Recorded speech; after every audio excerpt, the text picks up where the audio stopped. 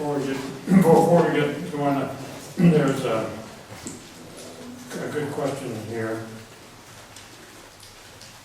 How do you reconcile God needing nothing and his great desire for the company of human beings? And that's a good question. When you read Catholic theology, just standard theology, we know that God is supreme being and that there's really nothing that he has to have. He has everything, and there's nothing really that he needs to be God and to be happy. But the mystical souls, those who've had great mystical graces, they use a expression, God has the need of love.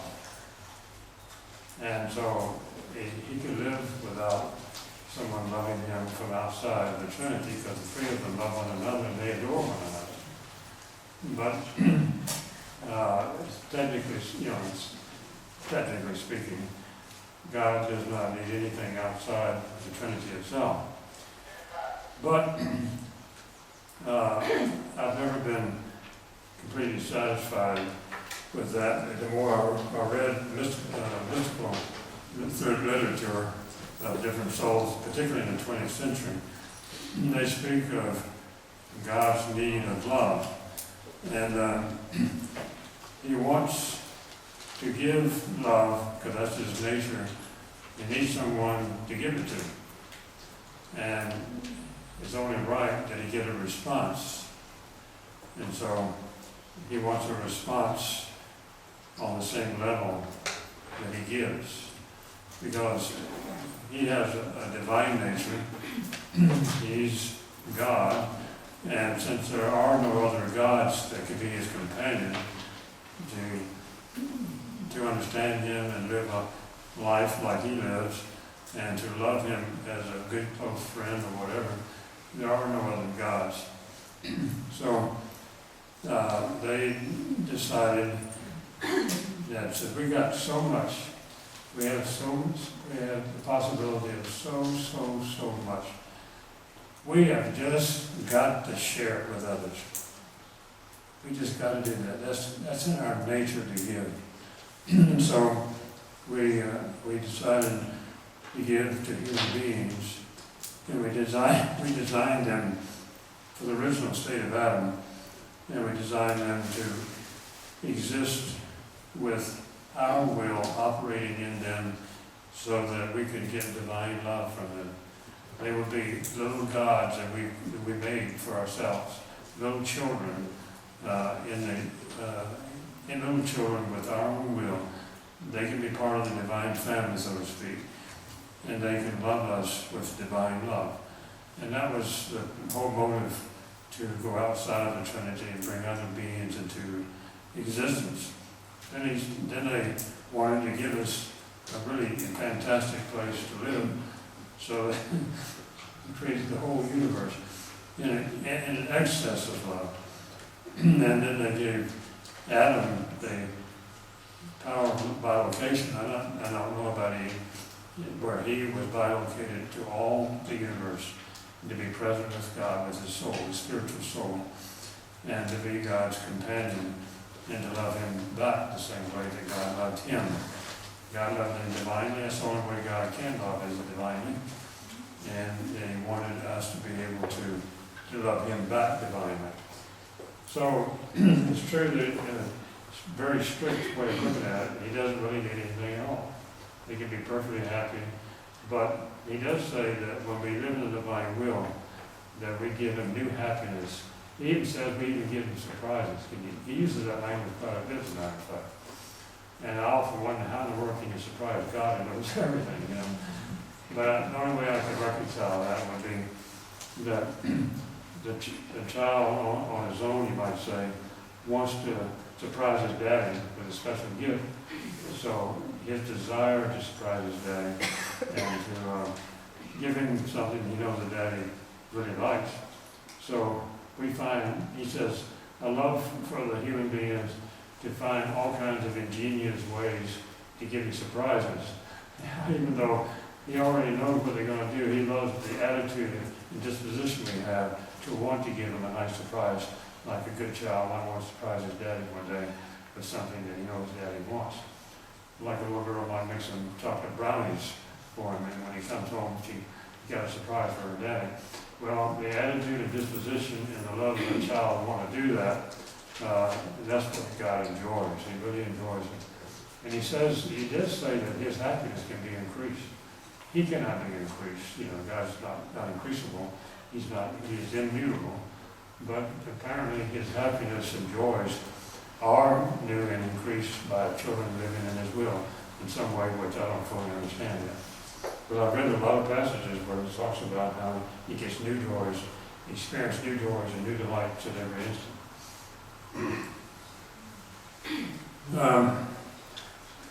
Okay. I thought I'd read a few more points from this. Effects of the destiny of God in man, and man's destiny in God. But I want to read it kind of slow, because I hope we have overhead protection, which we don't. And I wanted to show it on the wall so you can read it as I read it with your eyes. You can read it as I read it, and you can see that time to grasp the meaning of these passages. So I'm going to try to read it kind of slowly. She, the soul, floods the earth and invests the whole of creation so that all may receive the glory and the joy of the marvels which the divine Fiat operated in the act of the creature. All right, so you can see why God the Father was fascinated with Adam and Eve, because he saw creatures with his own will in them operating, and he saw, he watched these marvels, the glory and the joy of the marvels which the divine Fiat operated in the act of the creature. By the way, the word divine Fiat, F-I-A-T, one of the things that was necessary when he brought the whole creation into being was that he verbalized that act of his will. He could have created the whole universe without saying a word, just wanting it. But he included the word Fiat because when I spoke the spoken word, that empowered human beings to be able to speak their spoken word. And it's not just Fiat, any word. In order for us to speak, God had to be the one who spoke first. But there's a term we use, he spoke the universe into existence. So divine Fiat is the same as divine will, except that he adds the spoken word as he wills something. If you knew our joy and happiness at seeing your littleness seated, now we've read these before, seated at the table. Well, I remember reading a little more about that.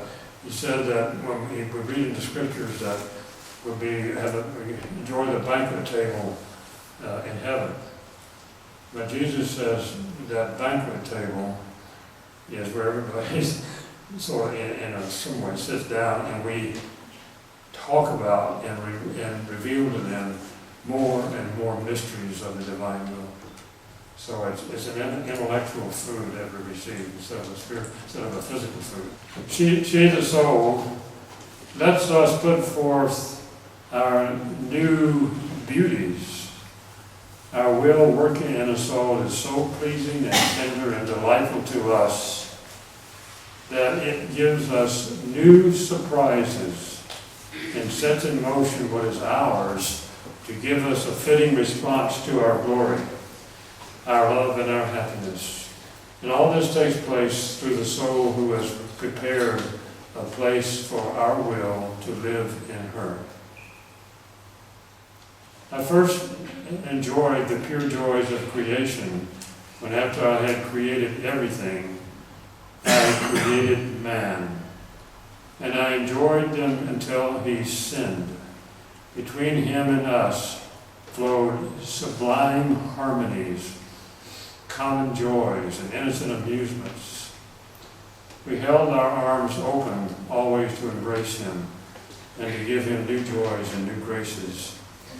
And when we gave, we enjoyed ourselves so much that we made a continuous feast for him and for us. I remember reading a lot about the creation of Adam.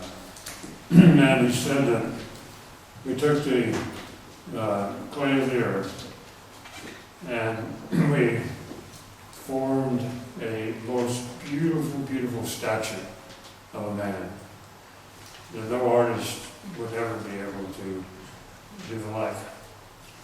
And he says that we laid out in this statue his bones and his nerves, his blood vessels, and his organs, his heart, his brain, and so forth, his eyes. And we took him in our arms before we gave him life. We took him in his arms like parents who go to the crib and they see their baby sound asleep, and the baby, and the parents pick up the baby and they press it to their bosom and they kiss it and give it a little hugs, and then they put the baby back in the crib and it's still asleep. And the baby didn't even know that the parents had given that love to the child. And he said before we gave him the breath of life, we picked him up and we held him to our bosom and we kissed him. And then we breathed into him the breath of life, and he became a living being. And the first words that came out of his mouth were, "I love you, my God, my Father. I love you, the author of my life." Those were the first words of a human being. And so that began human history in the right order of things. The divine order, the perfect place, and the perfect order of things. Divine order. So that began the human history. But it was very soon tested, and then the beautiful plan of God was wiped out. Not completely, because they determined that in the end they would still get what they wanted. Now the marvelous thing about this is that even though we've had 6,000 years of human will messing everything up, and we've 6,000 years of murder, war, all kinds of horrible things going on, impurity to the height, particularly like today, so much impurity. Everything is out of order. Everything's a disaster. Everything is wrong, it seems like. But in spite of all that, all the glory that God had intended to get from every human being, if Adam had not sinned, every human being would have lived in the divine will. And that we give God all that perfect glory. But during his hidden life, Jesus went into the operation of the divine will, of course, and he went into all times, past, present, future, and time, and he went into the souls of every single human being and redid their lives while the time was ever on earth. Redid their lives over again in the divine will, the way the Father had wanted them to live. And he gave the Father all the glory as if no one had ever gone out of the divine will. But since he is God by his very nature, then that was very,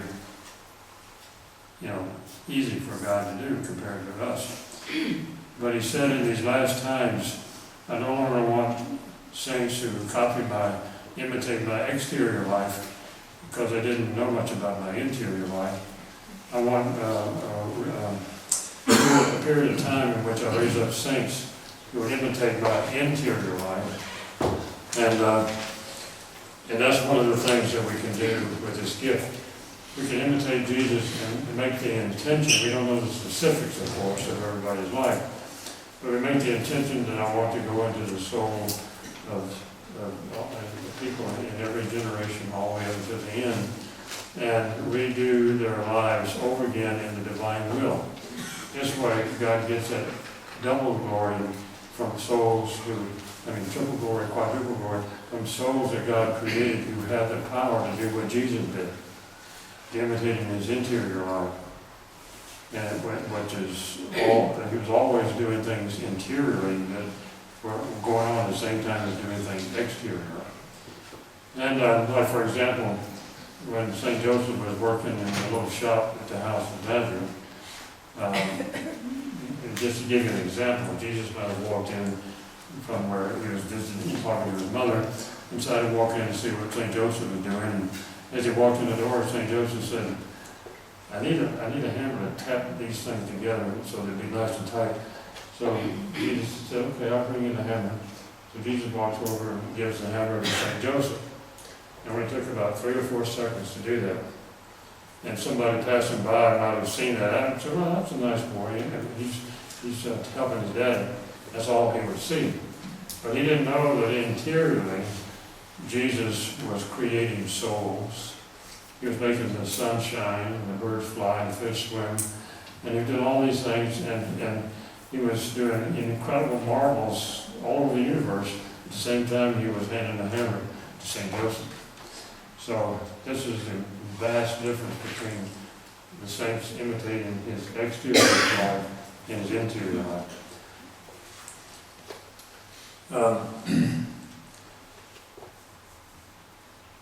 Our fiat has such virtue as to render the creature inseparable from us. And what we do and are by nature, she can do by grace. In other words, by the action of God giving us that power. In creating man, we did not put him at a distance from us. Rather, in order to have him together with us, we gave him our own very will, which would give him the prime act to operate together with his Creator. Now, as I said earlier, one of the things we were discussing is that the divine will is a generator of the prime act of God. The divine will generates a single, ongoing, ever-new, never-ending prime act of God. And from that prime act comes all other things. And all other types of acts all come out from that.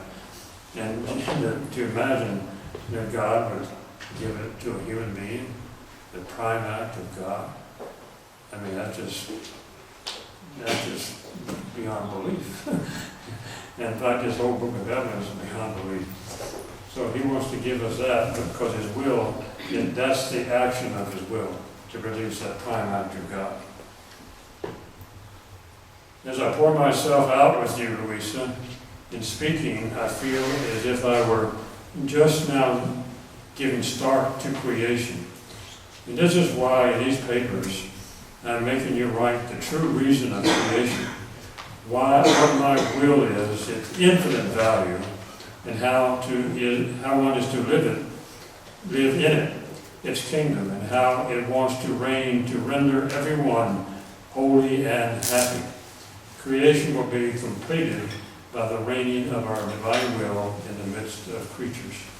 So, as I said before we had the break, after God created the material universe, he started creating another universe in the soul of Adam. It was a spiritual universe of speaking sons. These sons came out of his actions. He moved his fingers and took a step, or he scratched his ear, or whatever. These actions became speaking sons. And these speaking sons would say, I love you, I adore you, I praise you, I glorify you. So every act of Adam was an act of praise, love, adoration, glory, and gratitude. And he goes on to say that in glorious heavens of stars and suns and planets and all that in the spiritual realm were to be created in the souls of men. And that would be when that was finished, and then the end of the creation would be. So now he's got a generation coming up in which he can do that. We're right now in the very beginning stages of the coming of the kingdom, and God depends on us to do our job, even though we may not live into the era when there's no more suffering and no more sin. We're in that beginning stages of laying the foundation for those who are coming. And he says all the good that's going to come in the future will redound to those who are in the beginning, who laid the foundation for the future. And that's us. In the beginning, until we breathed life into Adam, of all things created by us, no one thing had said to us that it loved us. Now in hearing that man loved us, our joy, our contentment was so great that as a fulfillment of our feast, we constituted him king of all the universe, and the whole universe, and the most beautiful jewel of our creative hands. How beautiful man was in the first times of his creation.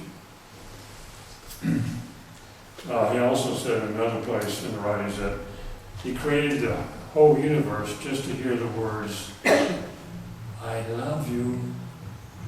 He wanted to hear someone tell him with his own will, I love you. Told Louisa, when you say you love me, be sure to say you love me with my own will.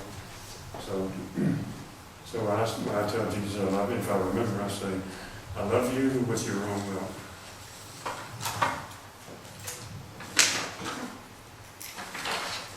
Adam was our reflection, and these reflections gave him so much beauty as to enrapture our love and render him perfect in all of his acts.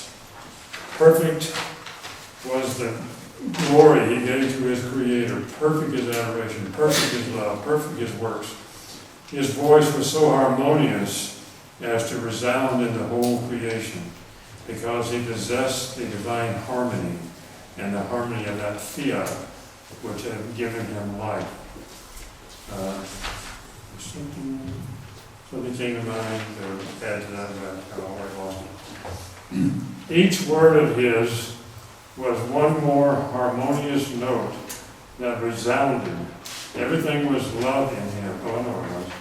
That these are the things, a lot of this is what Jesus, or God, was walking with Adam in the cool of the evening and teaching him. These are the things that God was teaching Adam about the gift that he'd given him. And so here we are learning the things that Adam was told, and then plus more because he cut it off at a certain point. You must know that each prayer, each reparation, each act of love, indeed any holy thing that a creature does, is one more paradise that she acquires. So the simplest holy act will form one more paradise. One act omitted means one less paradise. So we've heard about many mansions in heaven, but here he's saying that the soul in the divine will have lots of different, what he calls paradises within heaven after it dies, for every good act that they did in the divine will. In the kingdom of my will, there will be no interruption of banquets or communions. They will be perennial. And everything that I did in redemption will no longer be as a remedy, but as a delight, a joy, a source of happiness and ever-increasing beauty. This was the reason why our love, our light, our joys, our power, and beauty gushed out all together, and overflowing outside of our divine being. They spread the table before the one whom with so much love we had formed, that is Adam, with our creative hands, and generated with our very breath. We wanted to enjoy our work, see him happy with our own happiness, embellished with our own beauty, enriched with our own richness. By the way, to really be happy, you have to be holy. So if you're not holy, you won't be really happy. So they come together. So the holier that we become, the happier we will be. And we should want to be holy because God wants us to be holy. As I pour myself out with you, Louisa, in speaking, I feel as if I were just now giving start to creation. And that is why in these papers, I think you read that before, I'm making you write the true reason of creation, what my will is infinite value, and how one is to live in it. Yeah, I did read that before, and how it wants to reign and to render everybody happy and holy. Creation will be completed by the reigning of the divine will in the midst of creatures. In the beginning, until we breathed life into Adam, of all things created by us, no one thing had said that it loved us. I think I've read before, but now in hearing that man loved us, our joy, our contentment was so great that as the fulfillment of our feast, we constituted him king of all the universe. It's quite possible when I was putting these extracts together that I may have repeated some without realizing it. There is no greater sacrifice before us, which while having life does not exercise it, to give free life to my fiat. This, however, is to the great profit for the soul, because she gives a human will and receives a divine one. She gives a finite and limited will and receives an infinite and limitless one.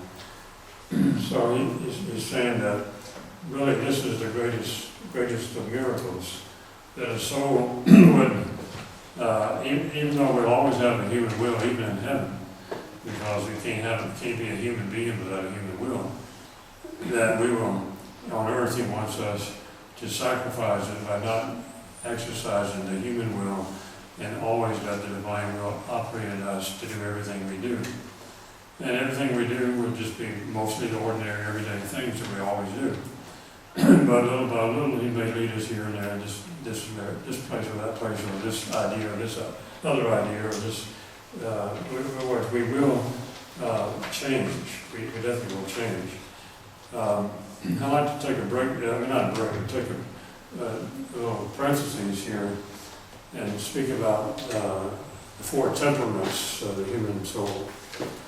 In order to enter heaven, in addition to being, infused with the divine will, our souls have to be in perfect equilibrium, like a perfect sphere. And when we're born, when we're conceived, our souls are given the temperaments, the four basic temperaments, but almost always one or two of those temperaments, if not more, are out of perfect equilibrium. The only case that it wasn't with our Blessed Mother, that I know of. And so we have the temperament, the sanguine temperament, which those people are very lively, outgoing,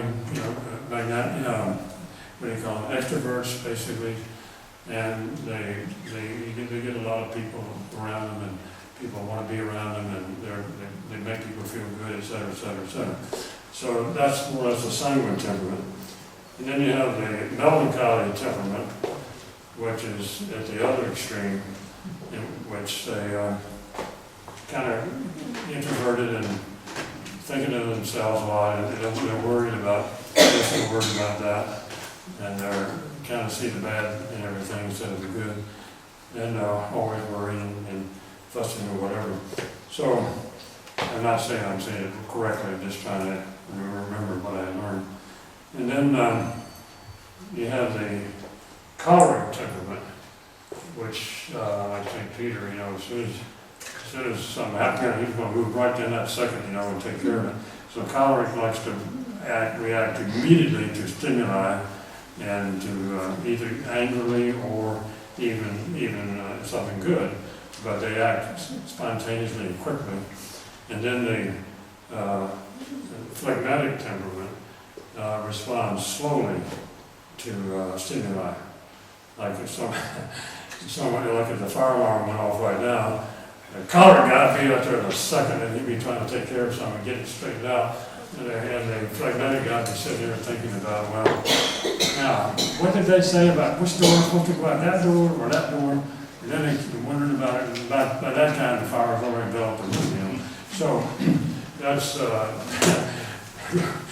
so anyway, we have these four temperaments. And the human beings that are born in original sin, without their even asked for it, they seem to get a special emphasis on one of those temperaments and a sub-emphasis on maybe another. And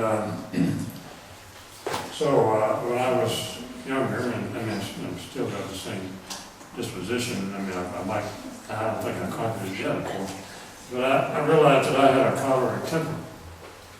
And in other words, my problem is, I was trained militarily. I like things to be on time, and I don't like it people to mess around and get late. I mean that was always bothering me. And then the other thing was, what else was it? Oh yeah, I like things to be in good order, and the way that I think they should be. So if things are starting to get out of order, I get upset and I tell them, yeah, jump on and get them straightened out and right off the bat. But people know that I have a choleric temperament. They all laugh about it. In fact, I was consoled when I read a book on this subject that most of the Canonized saints had choleric temperaments. And so anyway, I've been, hoping and praying that God will get my skewed sphere, like my choleric temperament out like this, kind of messes up the roundness of this perfect situation. Knock it back, and knock it back, and knock it back, and knock it back, get it back in the middle, and try to round things out before I die. And I noticed that lately I seem to make some improvement after all these years. When things are starting to get me a little bothered me, for example, I'll pick on my angel in disguise back there.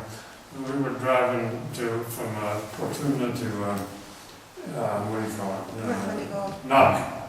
And it was evening, it got dark, and we didn't know where the hell we were going. We thought we knew where we were going. Well, back in my old days, I'd be on pins and needles. Let me have a map. I'm going to tell you what to do. We're going to stop here and figure out exactly where we're going to go. I'm not going to put up with any left turns, but we should make a right turn. That's the way I would have done it. But I noticed that night, I very rarely said anything. If he wanted to turn left instead of right, and I thought he should have turned right, he turned left. That's not even worried about it. After a while, he realized he turned the wrong way, And so, but anyway, the only reason I bring it up is because I'm happy that God allowed me to have an improvement over that skewed temperament. It's true that Jesus doesn't like people to worry. And some people are natural worriers. I mean, I should say natural, but they are worriers.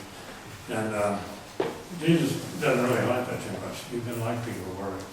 The worst thing in the world is to be scrupulous, and the other is to be worrying and anxious. There's no reason for that, particularly if you want to live in the divine will. Now, if you're coming out of that problem and you're really interested in the divine will and you want to be in it, this is the solution. Little by little, by little by little, over a period of time, those worrying aspects are going to go away. You're going to be, see, Jesus said living in the divine will requires abandonment to the divine will. There's been books written on abandonment to the divine will by many saints. And the abandonment is that when circumstances come up that you have no control over it, you just relax, you just let it go, let it happen. Let it go. And if there's anything you can do to help in a bad situation, then you can. But if you can't do anything, to relax, be abandoned to it. And so that's a pretty big step to be able to do that in the spiritual life, but it becomes easier in the divine will. And Jesus does relate living in the divine will with abandonment to the divine will. Because if you're not abandoned, you're really not living in the divine will. So they do go together. So when things happen and you have no control and you have no responsibility or whatever, even if you have responsibility but you can't solve it, just be abandoned, accept it. And it's more than being just resigned. Sometimes you can be resigned with a mean face, oh man, but you can be resigned and be peaceful and happy about God's will being done, even though you don't like what's happening. If it's not your will, for you personally, if it's not your will, it's God's will. Like if somebody shoots you, when your will gets shot, it was God's will that you got shot, because it's what they call the permissive will of God. He permits things because he wants to accomplish something else because of that. And for whatever his purpose is. Sorry, if he doesn't want you to get shot, you ain't gonna get shot. He doesn't want you to be shot normally, but there might be some situation in life in which he permits it for whatever reason. And so that's what you call the permissive will of God, but then there's a wanted will of God. And the wanted will of God is what we always want to be tuned into, and then be abandoned to his permissive will. My daughter, I possess so much joy, happiness, and blessedness that at every moment I could give ever new joys and blessings. Every time a soul acts in my will, and we did, it makes a space into which I can bring forth new blessings and new joys.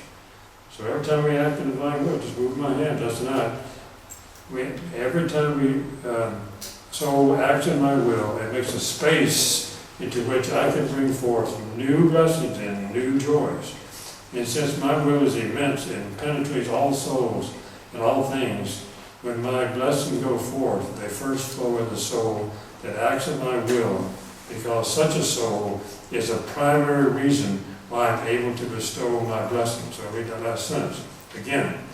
And since my will is immense and penetrates all souls and all things, when my blessings go forth, they first flow in the soul that acts in my will, because such a soul is a primary reason I'm able to bestow my blessings. I don't fully understand that, but most of it, but part of it, but I just accept it right now because I don't understand some of it.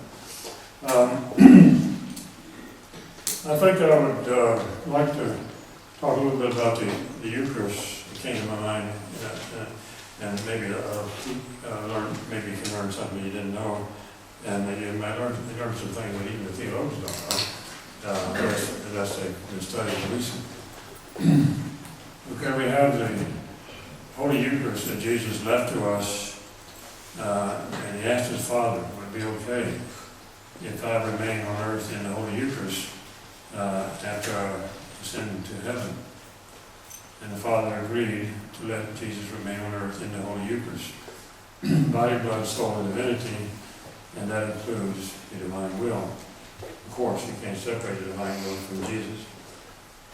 And he says that he spent hours and hours sitting on cold metal inside tabernacles. And he doesn't get anybody to come and console him and visit him. So it seems that in the Eucharist, he does have ways that he can suffer. I'm sure people know more about this than I do. But of course, when his typical body is the body that the entire whole body that we see when he's on earth, when that ascended to heaven, that body cannot suffer. And but on the Eucharist, I don't know. But I would like to go into a few things about the Eucharist. That when the priest says the words of the consecration, I also want to bring up a word. You might want to write it down for those who never heard the word before. The word is called concomitance. C-O-N. C-O-M-M-I-T-A-N-C-E.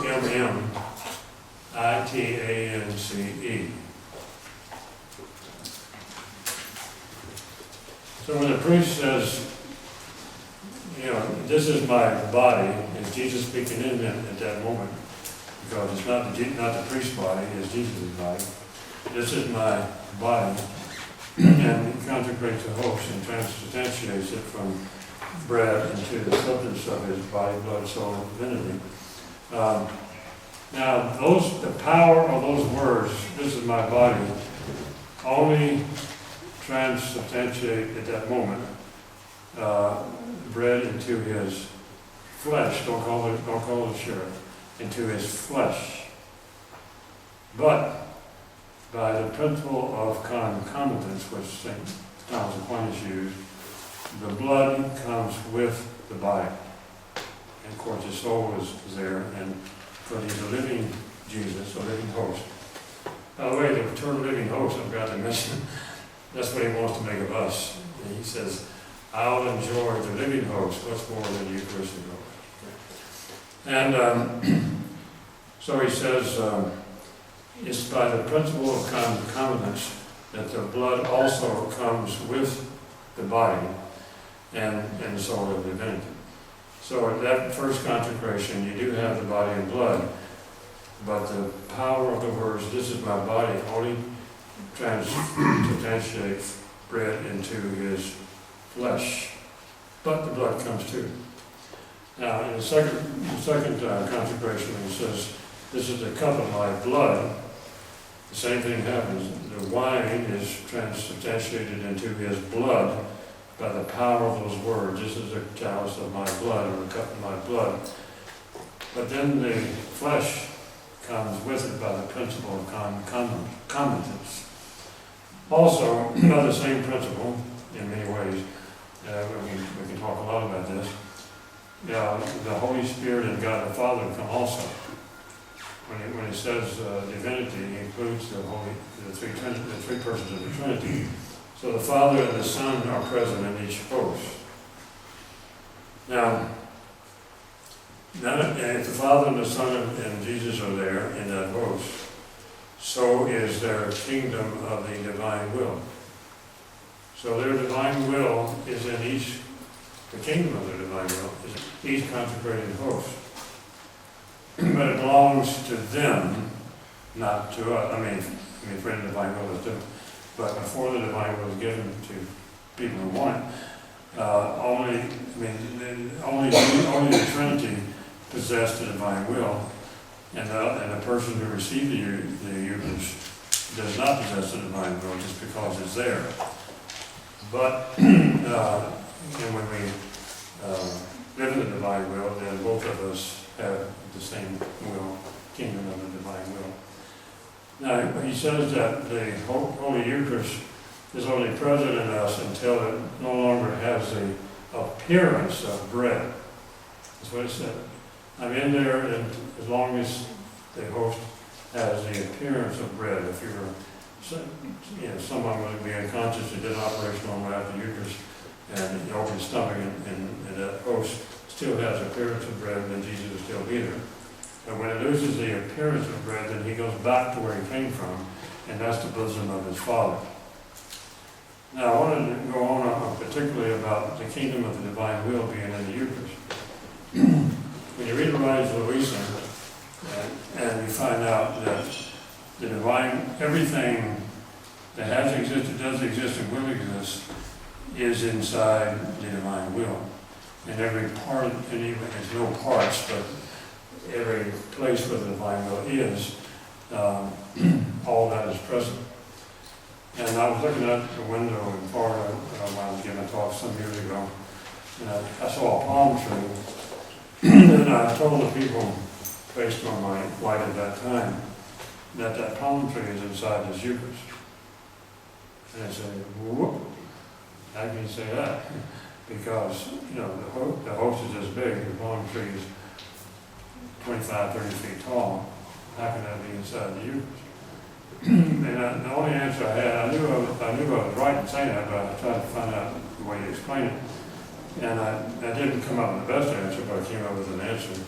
I said, well, the love and the work of God that brought that tree into existence is inside that host. And that love and work of God is that tree, because there's a particular love and a particular work that makes that palm tree exist. And that love and work is inside that host. All the lives of people in the Old Testament, in the New Testament, and the apostles, and Jesus and Mary, and everything, all of their lives, everything that they did and so forth, is all contained in every Eucharistic host. It's because the divine will is operating in that host. And everything that exists came from the divine will, and still comes from the divine will, and still exists because of the divine will. So all of that is contained in every single host. So we have a lot to learn over the next 1,000 years as they start studying deeper and deeper and deeper into these writings of Louisa. You'll find that those who've been reading Louisa you'll find that you'll read maybe a whole chapter or several chapters or whatever. She goes by dates of her interest. And you read them and you read words and you read every word, but it doesn't go deep into your mind and soul to understand it. But you read all the words. But when you go back the next time, I didn't understand that before, now I understand why that word is there. And the same thing happens every single time, unless you just read them real quick. So, little by little, over a period of time, you learn deeper and deeper and deeper into the meaning, the fullness, deeper to the fullness of the meaning of every word in the book of heaven. And I would say, just my own opinion, but I would say that the depths of the truths that are in the book of heaven have no bottom. There's no bottom to the depths. No bottom. That it's just infinitely full of truth. And we will come in different people, different places, different times, penetrate deeper and deeper and deeper into this great mystery of the divine will, reigning and operating in people. So those that are coming in the future, Jesus said some of them will surpass Adam. And Jesus said Adam was deeply in the divine will at one point. But he said there will be people coming in the future who will surpass him. Now, Louisa, all the indications from everything that we've ever studied, and I'm just throwing this out because I believe it's true. I'm not sure that we can say it with total, absolute certainty in the eyes of the church, but I'm quite sure it is true based on everything I've read. James and John were walking along one day with Jesus, and they were arguing over who's going to sit on the right or the left of Jesus in heaven. And he says, that is not for you to decide.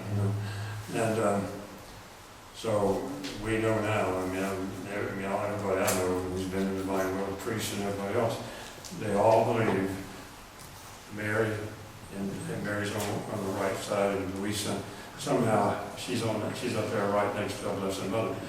Not because she's as high as our Blessed Mother, but because she's the second highest.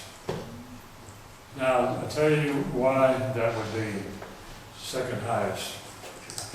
Jesus says, in fact, I think it's in the books, but not on the cover. There are three major, super major works of God. They call them three fiats of God. The fiat of creation, the fiat of redemption, and the fiat voluntas tua, thy will be done on earth as the rest of it, sicut in cielo, as it is in heaven. Jesus said there's three major fiats of God. Let it be done, let it be done, let it be done. And this is happening now, by now. And she would put at the head of that. She would put at the head of the third fiat of God. And she was intimately involved with the Lord in making it apparent for all the rest of us. And so when we know the life of Louisa, because you have to really read the writing to know her life. And we have, a lot of people think, well, there's such saint must be, my favorite saint, or this saint, or St. Joseph, or St. John the Baptist, or this or this or this. No, when you read the whole story of Louisa, and her role as the head of the third fiat of God, when he gets the most glory, she's the, I forgot what I was going to say. But anyway, we have no doubt in our own soul that this is true, that the two women occupy the highest places in heaven after God. And now this may offend you if you have your favorite saint, because I remember when I was here back in the mid-90s, we went around talking about Louisa, and some people will get very upset. Oh, my saint's greater than she. Man, I love so and so and so and so. So, get over it. Get over it. Louisa's higher than your favorite saint. Okay? he's really, really high. When you see how much suffering she had, no one can be compared, except our Blessed Mother. She's the only one that out-suffered. But anyway, since we have a little moment when I don't remember what I was going to talk about, if you have a problem, if you have a unsettled feeling about this, let's try to get it out of your system and get it over so you can rush into the kingdom of the Father's will.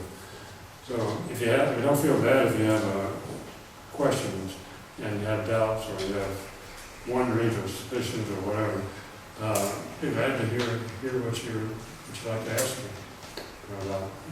I have no problem with that. Don't feel uncomfortable.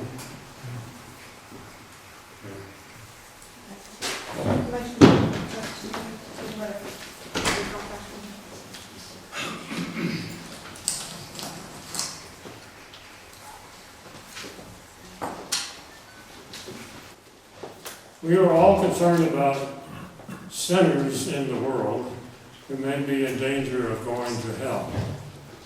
Can you say something about the way we can think about this and help bring about their redemption, salvation, and through the divine will? Who said the word devotion? Who wrote this? I did, yeah. Okay, take the word devotion and cross it out. Cross it out. Devotion. This is not a devotion. Okay, that's a big mistake to make. The reason I got real hyper about it, like choleric about it, is because it's the life of the Holy Trinity. It's not a devotion. Now, you can be devoted to the divine will in the sense that this is what you think about most of the time, this is what you want to be involved in most of the time, and have a devotion in that way.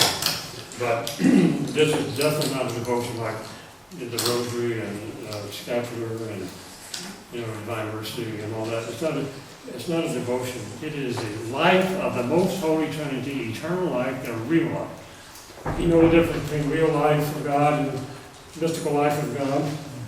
We have to cover that. A lot of times we read things about, union with God, we talk about life with God, but they're talking about the life of grace. And God doesn't need grace, okay?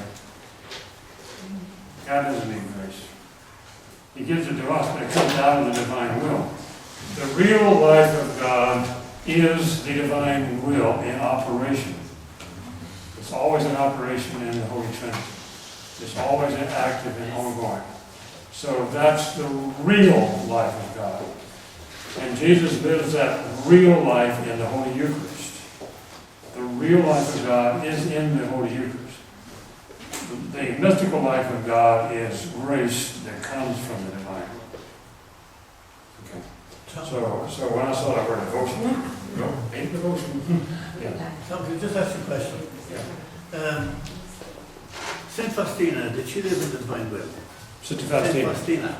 Yeah, that's a mystery. It might be true. It might turn out one day that she did. She used some language in her diary that uses word phrases that are very similar to Louisa. And one day when she was at a retreat, he just had her take a piece of paper and on one side he said, cross it, make a cross across it, X across it. And that's, you're going to X out your own will.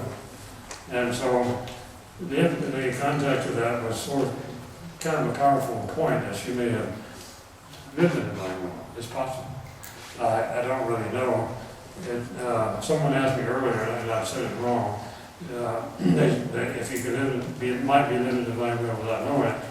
Well, those children live in the divine will before they reach the age of reason, and they don't know it. And but when they reach the age of reason, they start committing sin and they lose it. But it's possible that such a foul did, but we won't have any reassurance until probably some point in the future when somebody will see how we can prove that she did. But right now, I can't really prove it, but there are some signs that she might have done. Oh. Can I ask something? Yeah. You mentioned about the kingdom of divine will in each host. The kingdom of the divine will is in each host. Wait The appearance a minute, of let me get over, I have to hear everything. Right, I understand.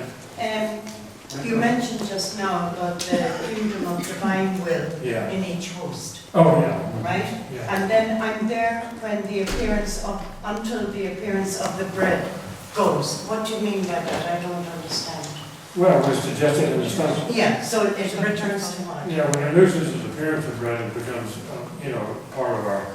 Our body, a part of our body is. But digestion, and it loses its appearance of Yeah, but bread. the bread and flesh of Christ is within us. Yeah. There's probably more of all that than I know, but that's the teaching of the church. He's there under the appearance of bread. When the appearance leaves, then he goes back to his Father. Our Lord told Saint Faustina Yeah. that he never leaves a soul unless that soul enters the water of sin. Okay, and he never leaves them. Yeah, well, that makes sense. I don't understand the last thing you said about on the appearance. You were talking there a few minutes ago when you received the host. The kingdom of God is in the host. Yeah. When the appearance of bread is gone, what happens then? When it dissolves. When the throne appears to be bread. It's no longer appearing as bread, yeah. Yeah, altar goes back to the Father. Does that mean then that, when they say that he lives in our soul, if we're in the state of grace, is it he lives by grace then? It's a different, still lives in our soul. When the host is inside of us, there's Jesus, there's the Father, there's the Holy Spirit, the whole Trinity, and their kingdom. But it all belongs to them, it doesn't belong to us. But while it's in us, it gives out grace if we're properly disposed. Yeah. It gives out grace and goes into our soul. And we can stay in grace until we commit more sin. Does Satan have the same power over us when we're living in the divine will? Absolutely not. Absolutely not. In fact, his damnation and his suffering forever and ever and ever is due to not doing the will of God. I made a comment recently, somebody might not like it, but just a passing thought, and I might not ever stick with it, but we have patron saints that reside with patrons, and I said, well, liberals, they must have a patron too, and I think it might be Lucifer, because Lucifer didn't want to do what God wanted, he wanted to do his own thing, and that's what liberals do, they want to do their own thing. So, anyway, I just made it up for myself. I'm not saying that's infallible, but it's just a feeling I have because I get so mad at the liberals. She read that Jesus receives himself from wants to receive himself. When we receive him in the Eucharist. Yeah, in the divine will, yeah, he does. In the divine will, he receives himself. He received himself at the Last Supper first because the apostles really weren't worthy enough and understanding enough for what the value of that sacrament was. So he received it in the name of everyone to receive it properly before the Father. But in the divine will, we become, I'm not saying when you first make your baby steps and all that, but we become living hosts.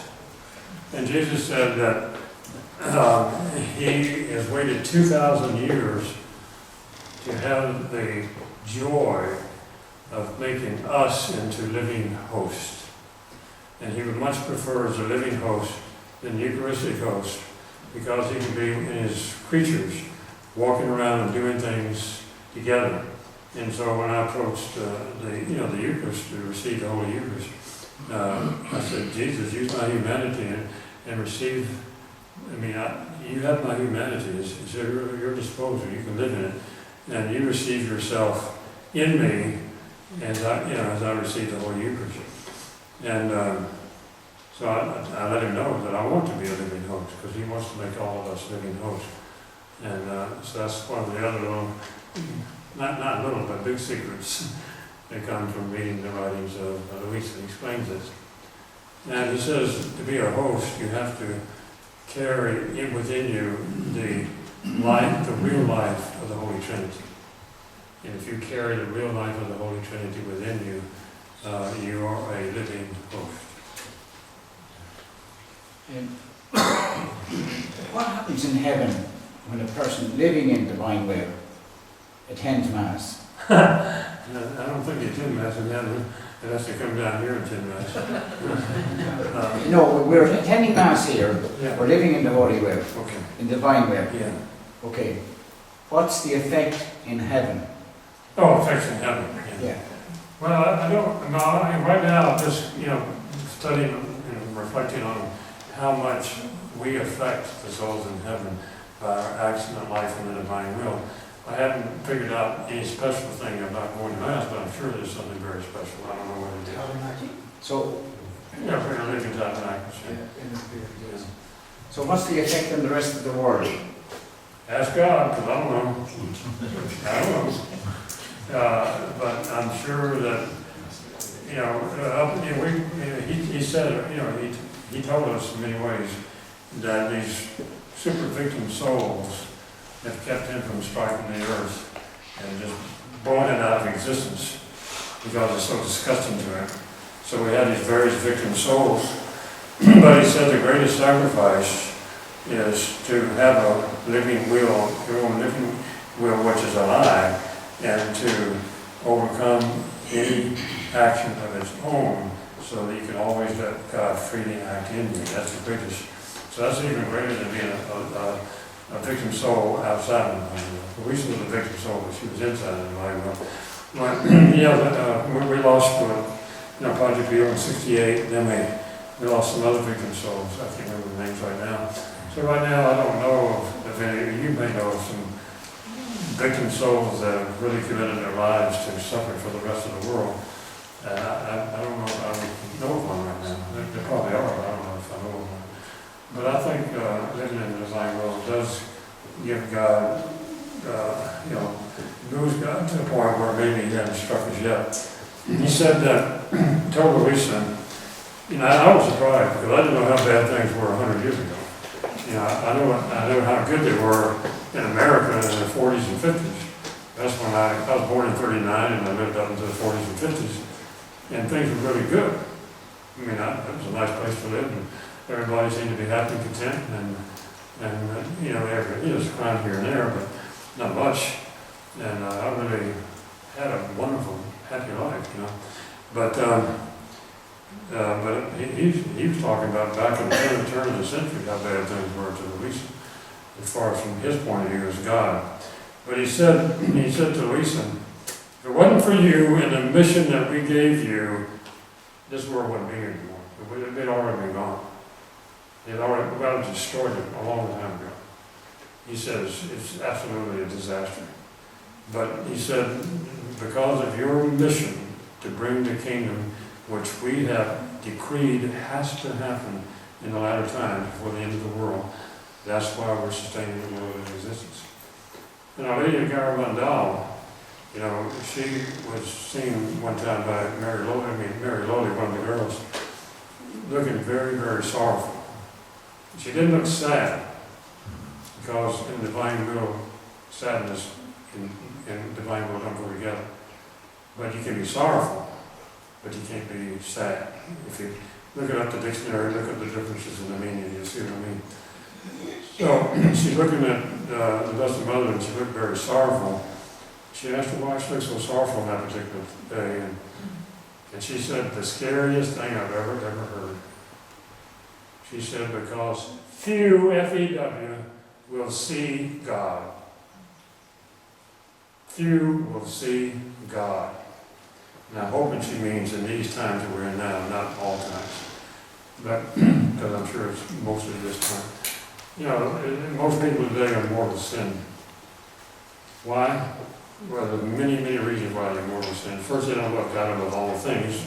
Second thing is, I'm not saying that's, you're committing mortal sin because you're not quite there, loving above all things. But what I'm saying is that they believe in birth control, And they like the idea of birth control, whether they practice it or not. They believe in abortion, whether they like it or not. And they believe in homosexual unions as if it was okay to do that. And they believe in this and this and this. And all of that is mortal sin. Almost every sin against nature is a mortal sin. And to believe it and want it and affirm it is a mortal sin. You can't be united to God with that kind of a mentality. There's no way. You're separated from God.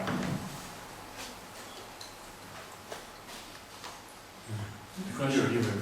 Jesus was born both with the two natures. How young or how did he know, or when did he know of his two natures? Go back to what? About his two natures, divine and human nature. Okay. Well, I don't know when she knew that they had two natures, like the divine nature and the human nature, but I mean, she could learn that anytime. But what you really think you'd like to ask is, when does she know about the divine will that God wants to give us? Is that what you're driving at? No, about Jesus. When Jesus knew that he had both wills, Yeah. how early in his life would he have? Oh, you said Jesus? Yes. Oh, I thought you thought that. No, Jesus. Well, he always knew who he was, because, even though his humanity grew in age and wisdom before God and man, his divinity didn't grow at all, because it can't grow and it can't decrease. It can't increase or decrease. His divinity knew all that was going on, so it's absurd to say he didn't know who he was, or he didn't know where he was. He didn't know he was supposed to be the Redeemer. That's all insanity, stupid insanity. People say stuff like that. So his divine will infused his human will, and also his divine mind infused his human mind with the divine thoughts, because he's God, and his humanity is worshipable. We can worship his humanity because there's a tight union between his divinity and his humanity. But now, he always knew who he was. It just is, then sometimes there is a distinction between his humanity and his divinity, in the sense that his humanity grew to experience things that with a human nature, that his divine nature didn't have until the incarnation. But he says he grew in grace and wisdom before God and men. And I can't give you a better answer right now. Thank you. Follow on that question. Jesus, in the divine will, he existed before his conception. But what you were saying earlier was in the fiat of redemption. And God said that the three fiats, the second fiat, the fiat of redemption. So that was between God and the Son. So he existed. Jesus, right from during his conception and during the life in the womb of the Blessed Mother, he knew what he was there for. Yeah. He was where. So he was before in heaven. He was in heaven before he came to the womb of the Blessed Mother. That's what I'm saying. Mary, when she was actually conceived, that began a new life, in that person of Mary. But with Jesus, it was a life that already existed. It took on a human nature to exist in that form on earth. So the person of Jesus was already existing long before he took on human nature. But Mary, she took on human nature and she began to take life from God. I don't know if that, anyway, he talks about that in the writings. Yeah, to get that answer, if you look at Catherine Emmerich on the internet, on the Passion, she gives an answer to that, about the human nature and divine nature. You get your answer in Catherine Emmerich. Yeah, the whole Trinity, including God the Son, formed the humanity of Jesus. What God does outside of the interior life of the Trinity, they all three do it together. That's what Jesus frequently talks about. he refers to himself as creator of the universe, because he and the Father and the Holy Ghost were all created in the universe. But we like to assign Father something special, and it's Father something special to Jesus, something special to the Holy Spirit. But when they work outside of the very selves, all three of them get involved. In the case of Jesus' humanity, only the one person, the second person, took on human nature, but the other two were involved in that and they concurred in that, so there wasn't any separation of wills there. They all wanted the same thing and they all made the same thing happen. But all three persons were the creators of his humanity. Even his own divinity was part of that. Okay. Can I just say one more thing? People don't realize that the abortions that went on worldwide affected the decisions and plans of God, the divine God, because he had plans for every one of those abortions, every single one. So it affected his plans. Yeah. You know, one of the things about abortion and birth control is that God had a perfect plan for every family. And that perfect plan could very well be in numerous cases, in a whole number of cases. That they would have 4 children, 5 children, 6 children, and all of them growing up together would influence their lives in such a way that they would be happy. You know, the happiest we can be on earth, you know, be in a state of grace and be as happy as we can be. But when they destroyed the plan of God by birth control and abortion, then we have people that grow up psychologically and spiritually out of order and all messed up because they didn't follow. And also marriage. You know, the ideal marriage is a husband and wife stay together all during their lives. You know, sometimes, I mean, I know a lot of people here probably had it where it didn't happen that way, but that's the ideal. Father and mother. So all the things that are going on today are backwards, totally backwards to what it should be. It's all about balance. Yeah, everything's backwards. I mean, you know what I mean? Not everything, because we're here. Hopefully we're not backwards, but and other people, you know, not backwards. But the majority of the human race, the majority of governments and systems, backwards, totally the opposite way it should be. Okay, what are you going to do? Okay. Very good. No, it's all right. Very good. Yeah.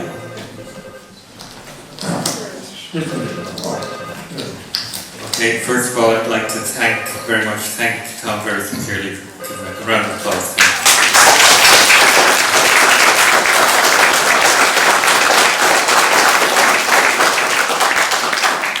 Secondly, the talk will be put up on YouTube. I'll give you further details, but we will have it up on the website, divinewillcenter.com and elsewhere, but we'll give you the details. You have my number, 087 77 77 081.